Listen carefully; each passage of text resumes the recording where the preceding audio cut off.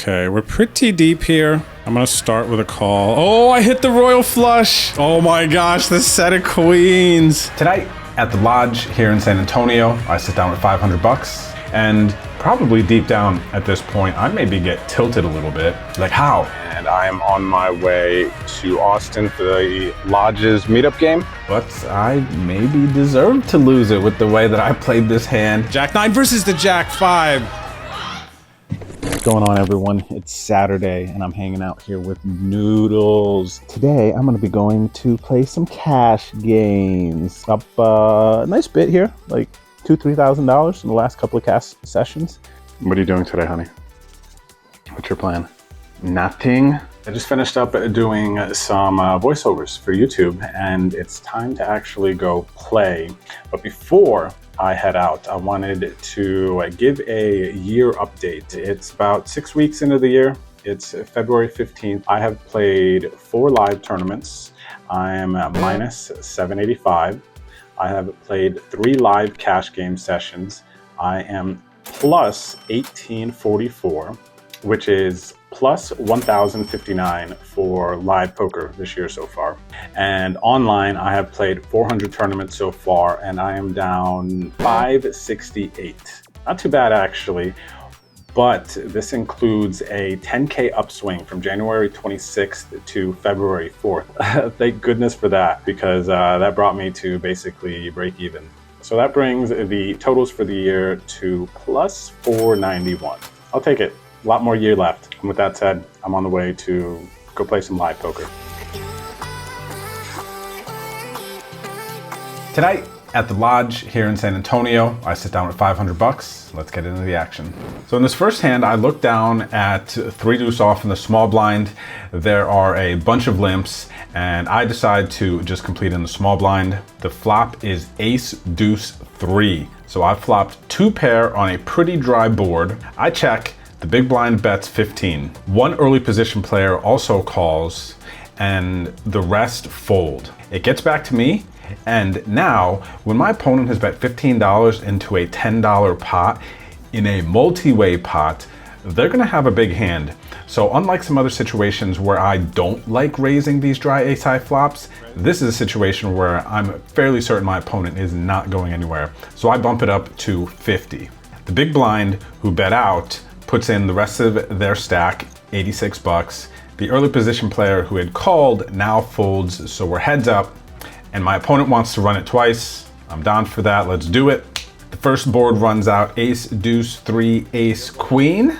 The second board runs out ace, deuce, 3, 6, 7. So I have 2 pair on both boards, not too much has changed, and my opponent chose 4 deuce offsuit. So they had a pair and a gut shot, and they wanted to gamble with their remaining $86. I respect it, but it didn't work out this time.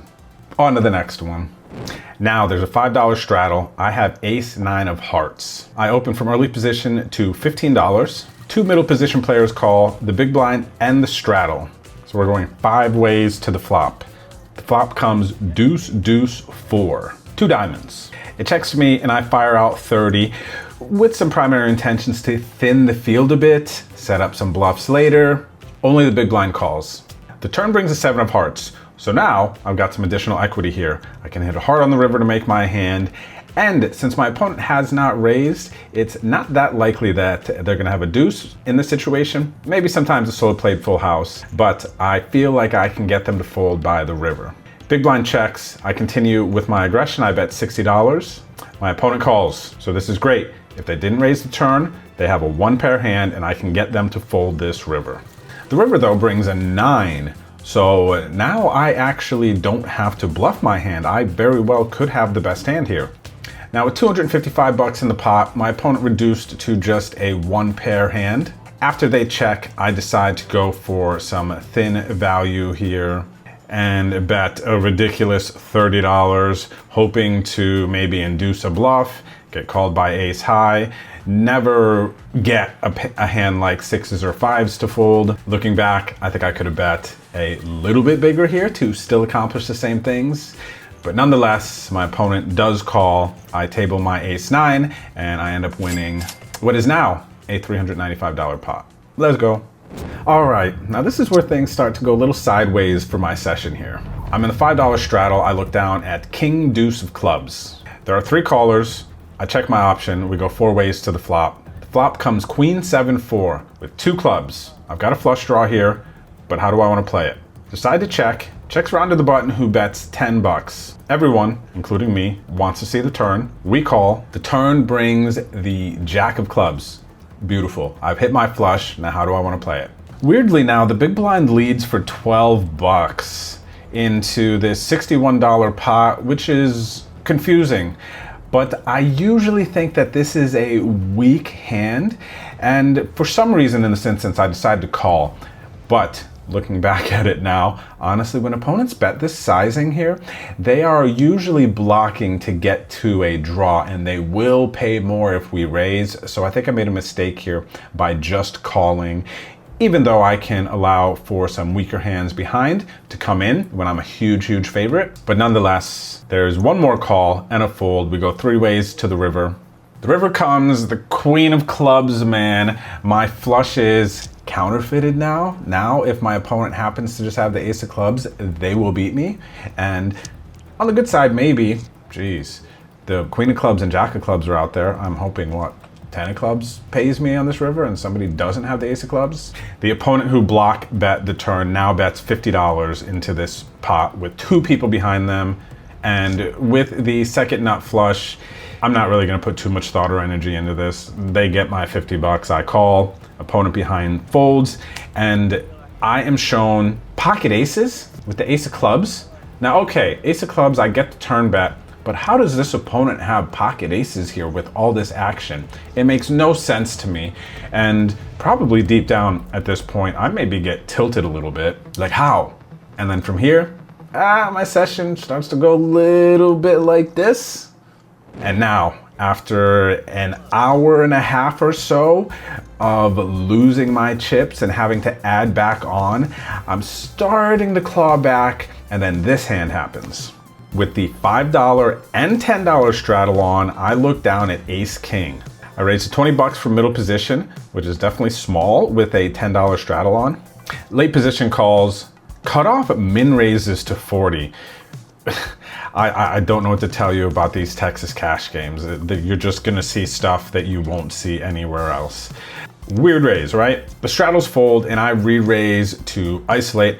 I think I have the best hand here. The player who called my 20 and the player who has min raised to 40, they really don't have too many chips. So I throw in 3 black chips to put both of them all in. The late position player folds, but the player that had made it 40 calls off the rest of their stack, which is only 104 bucks. My opponent chose pocket aces, but the flop comes 3 jack 8 with 3 clubs, and I have the ace of clubs. The turn brings the Queen of clubs, so I've hit the nuts. My opponent cannot beat me, and I feel the pain. We all feel the pain, right? Cracking aces, aces losing to ace king. If you feel me and you feel the pain of your aces getting cracked, hit the like button. Drop a comment below. Let me know your worst aces bad beat story. I kind of want to hear, and I'm going to engage. So drop your stories below. And for now, I feel a little bit sorry for this guy, but also I'm on my way back up and trying to climb out of the red here. So what ends up happening after my 4 to 5 hour roller coaster session, I somehow manage an $18 profit. And I look down at my phone. It's like almost 2 a.m. I'm like, okay, that's it. I'm in the green. I'm leaving. I'm going to sleep. Let's go home. Morning, everyone. It is Sunday, and I am getting my stream set up, about to start the Sunday grind. But I'm feeling pretty good after a nice $18 profit last night. And now, hopefully, I can find some profit here on Sunday. But before making my trip up to Austin tomorrow for the Lodge meetup game with Brad, Andrew, and a bunch of other people are going to be there. Ebony is going to be there. But first, Sunday grind now, and then tomorrow we go to Austin. Okay, we're pretty deep here. I'm gonna start with a call. Oh, I hit the royal flush. Oh my gosh, and I actually hit the royal flush. It sucks though, because I'm not gonna get any value here. It sucks that I just don't get any. I'd have to hope the board paired and then I just get nothing here. It's so sad, right? I'm gonna bet small, try to target something, maybe induce a bluff at this stack depth. Jeez. Wow, I actually hit one. That's crazy. What did they have? No club. I got 2 pair to call. Wow, that's cool. Chance at a 4-bet jam. Opportunity. Aggressive in this sample, but they are 3-betting my under the gun. Do I want to go for it? Call seems like an option as well. Just like an online thing. I'm going to go for it.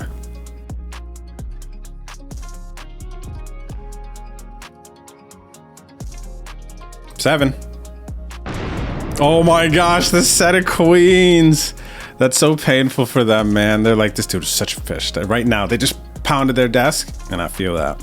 I feel that, man. That's annoying. I just keep getting hands. It's just, jeez. These pots are huge, especially in a PKO. I don't like the bounties, but also, you know, me 56 bigs and covering the majority of the table comfortably. Let's see, Proto. Wow, just jamming the aces and then they just hit an ace. All right, well, that's the way it goes sometimes.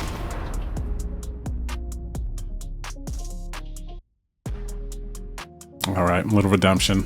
South American high roller, I want to be one of those. I might call here with the sevens. What are they jamming for 17, excuse me, 17 blinds though here is the question, you know what I mean? Boski hand of the day. I'm in there. I'm in there, baby, with the sevens. They have the fives. I'm going to get dusted here. They're going to give them quads. Give them another 5. Nice. All right. Sunday stream is over and minus 1.6K today. It wasn't a great day, but my last tournament, I did have an opportunity to kind of cut that deficit in half and got short stacked, bluffed my majority of my stack off right before the final table. So I was short, got an ace jack for 4 bigs and ended up losing. But that's okay. That's the way Sundays go sometimes. My next adventure tomorrow, going to Austin to play the meetup game with Brad and Andrew and many others. So that's gonna be exciting. Look out for that. And I still got a really good feeling about this year, so you don't want to miss it. What's going on, everyone? It is 11:20 a.m. and I am on my way to Austin for the Lodge's meetup game. I am picking up my buddy Victor. I spoke a little bit about him in a couple of videos prior, and he's in his rebuilding period. It's tough to find your way in poker. I think the statistic is something like less than 5% of actual poker players do it to make a living. I know it's a dream of a lot of people. It was definitely part of mine, and I'm really lucky to be where I'm at right now. Let's go pick up Victor and catch up with him a bit. How have you been since basically, I think the last thing that I was telling him is like, yo, my buddy's being a degen. He knows he is. You know what I mean? And he's like kind of struggling to like find that focus, right? What have you been up to since you kind of trying to get your bankroll going and get back on your feet? So we got the bankroll to a healthy place, and then we ran bad in life and had to hire movers. So you played the free roll, and then you wanted to just keep playing live, and then you couldn't get online, and now you spun it up online. Spun it up online because you like worked and you made like $500 or something, you said, right? Like 300. Okay, so you did some like side work to get a bankroll, made 300. So what did you spin up to from 300? 1100. Okay, so that's like a good start, and then you are back down to what? Like, I guess life stuff happened, and then now you're down to what's your situation? We're back to the rebuild. So does that mean you have $20 in your poker bankroll? Does that mean you have $0? I mean, we've got like $375. Oh, buddy, that's not even, I mean, you're still above where you started. $3.75, the poker bankroll. Oh, $3.75. Yeah, you missed the decimal point. Okay. We just have to respin. We have a much easier path to do that now. You're just gonna be focused. Well, I mean, if you either have to hustle again or you have to try to spin up to $3.75. Yeah, we'll be fine. We'll figure it out. Well, you've already kind of done it. I think you can do it. You got to stay focused. You just got to not be a degen in the spots, and you have to find a way to, I mean, run a little bit better in life too, with whatever this moving stuff is. And yeah, I mean, I thought it was good until the movers took 2.5 times the amount of time that they were supposed to take. And I was like, yo, can we hurry this up? So that was the setback there, but it was like unavoidable. I had to work out some kinks online, and I worked those out, so I think I'm good, like playing wise, you know? Yeah. You just have to like you said, just get some hands in. So And yeah, I got to run better in life, but that's really out of my control. So Yeah. yeah. Yeah, I think that's the grind, man. What is it? There's this saying that I like. Well, I guess. We're shaped in our struggles, right? Like this is where you can really take true form is in these moments that like really suck, and it's a big growth time. So I'm rooting for you for sure. Yeah, and definitely have some things to build on, and I think we exercise most of the DGen demons, so those aren't really a thing anymore. Well, what's funny is I don't think they ever not become a thing. It's just like you get a little bit better at handling and understanding them for what they are. That doesn't mean I can't lose it and just completely have a fuse blow. It just means that I have suppressed the demons to a point, but I know they're there. And if I get lazy or my energy isn't right, that could just be like anyone else. You know what I'm saying? Yeah, definitely. All owner fold cash game for the roll. Not going to do it this time. I've arrived with my boy Victor. We're here at the lodge in Austin. It's meetup game day. Hand history's incoming, and maybe some other people, maybe some shenanigans.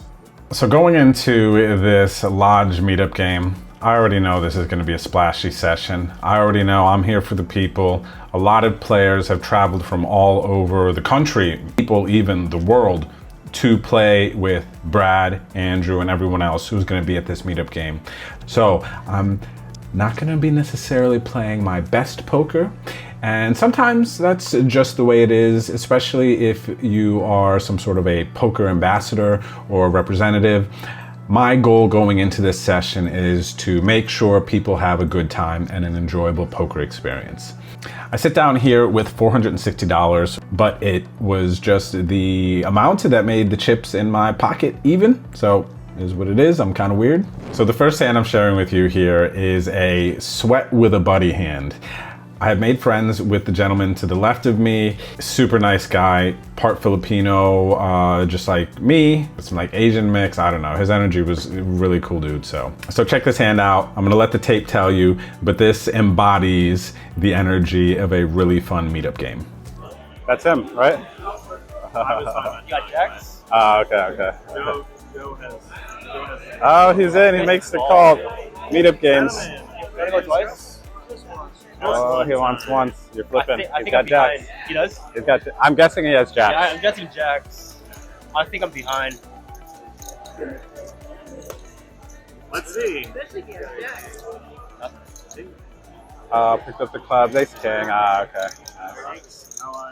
All right, so now I'm playing a hand, and it is not a good one. It folds to me in the small blind. I have 8-5 offsuit, and my friend to the left, who we just sweat a hand with, is waiting for chips. I decide to make it 15, and he makes it 30 with no chips in front of him. He's here to splash and have a good time with me as well. So of course he re-raises me here. I'm just not folding. I'm gonna give him action. I call the 30, and we go to the flop. The flop comes Jack, Jack, Queen with 2 diamonds. I check, he bets 30, and me still being a little bit widery, we'll call it, I make it 60. I'm trying to tell him that I have a jack, but deep down also, this bluff that I'm about to go on, I kind of hope he calls me down and wins. You know, it's kind of one of those spots. He calls my raise though. We go to the turn. The turn brings a ace of clubs. So not too much has changed. King 10 got there. And if I have a jack, I'm still gonna be continuing to bet to tell my story. So I do just that. I bet 90 with a little over 200 behind in my stack.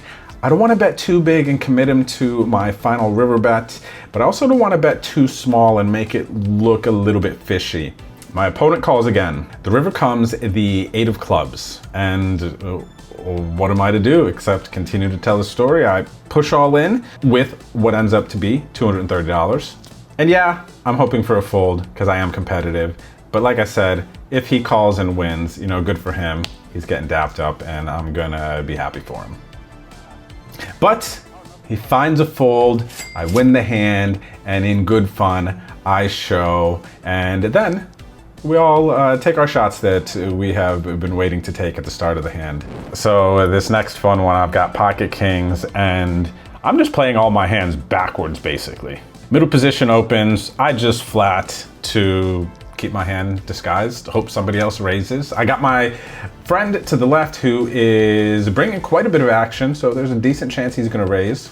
And guess what? Button obliges, raises to 50 bucks. Everyone else folds. And I don't want to re-raise here and kind of expose the strength of my hand. Even though I probably could have, I just decided to call the 50. We go to the flop. Flop comes Queen Deuce 5 with 2 hearts. I check, my opponent continues to bet. That's 50 bucks. I, of course, make the call. We go to the turn. Turn is the Jack of Hearts. I have the King of Hearts in my hand, so I'm not too worried about flushes. I check again, hoping my opponent puts more chips in the pot. Unfortunately, he checks, and we go to a river. The river is the 7 of clubs, and after my opponent checks in position on the turn, I don't think he has that strong of a hand, so now I'm trying to get called by one pair hands, maybe ace highs here. I go for a small bet of $75. My opponent takes a minute and thinks. He goes, you could be bluffing. He's like, I got a 5. He throws in 3 green chips for the call. Tables the 6-5 of clubs. I say it's no good. I have the kings, boom. And I take another one off my friend and ship this $363 pot. And now, enter pocket jacks. The demise of most poker players' sessions, and I am no different in this instance. So check this out. Early position limps, next to act makes it 15. I call along with almost everyone else at the table. We go 6 ways to the flop. The flop comes jack high though, jack 10, 5. No flush draws. I've got top set, I'm in great shape. Checks around to the pre-flop raiser who bets 35. I just call, hoping others come along. Pretty dry board, and I'm very confident in my holding. Small blind calls, and then the early position player who had checked now makes it 130. Perfect. I got someone to raise, more money's going in the pot. The player who bets 35 bucks folds, and then now it's back to me. I am gonna stay tricky and just call. We go heads up to the turn. The turn brings a 9 of hearts. So king, queen got there, 7-8 got there, and backdoor hearts has come in. My opponent bets 150 bucks, which at the time is all that I have left in my stack. So I'm all in, of course, I call. The river brings a 2 of hearts. So now the only thing that got there is the backdoor flush. And I show my opponent that I have top set of jacks, and I go, did you hit the flush? And my opponent tables, king of hearts, 3 of hearts. So my opponent was getting a little tricky on the flop with some double back doors, ends up going runner to hit the flush and to stack me in this situation. I lose the $687 pot, but I maybe deserve to lose it with the way that I played this hand. And it's meetup game, so you know, it's all good. Nice hand, sir. On to the next one. And there was quite a few next ones because honestly, from here, you know, my stack just continued to go down. A couple of splashy calls by me, a bit of me just being aggressive, bluffing, and again, meetup game vibes. You know, this is gonna happen. I do not play my best poker during these things, so I'll be completely honest about that. But I really hope everyone had a good time that was at my tables. It seemed like they did, and after losing $1,600 in this meetup game, I'm fairly certain they enjoyed having me at their tables. So we'll call this my donation to the Austin Lodge poker community.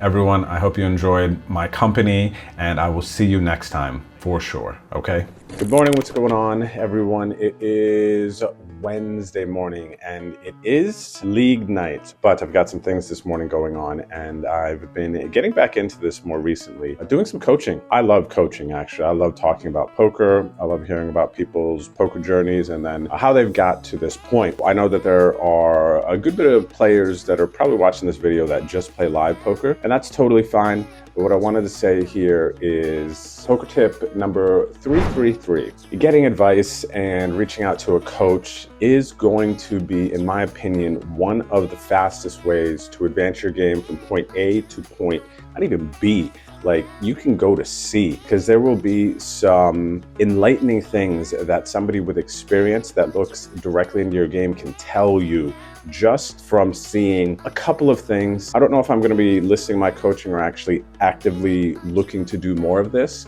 But if you're hanging out on my socials and in my stream, there will be opportunities where I will give away some coaching. I haven't charged for coaching in a while. I've done like 4 sessions recently and it's all free just for people who want giveaways watching my stream. If you want to get better at this game, watching vlogs like mine and others can be helpful. But if you really, really, really want to take it to that next level, you got to reach out for some coaching, really dig in, and the results can come. Now, it is time for some home game online action. So hopefully we have some big hands here. Hopefully you enjoy, and yeah, I'll see you later.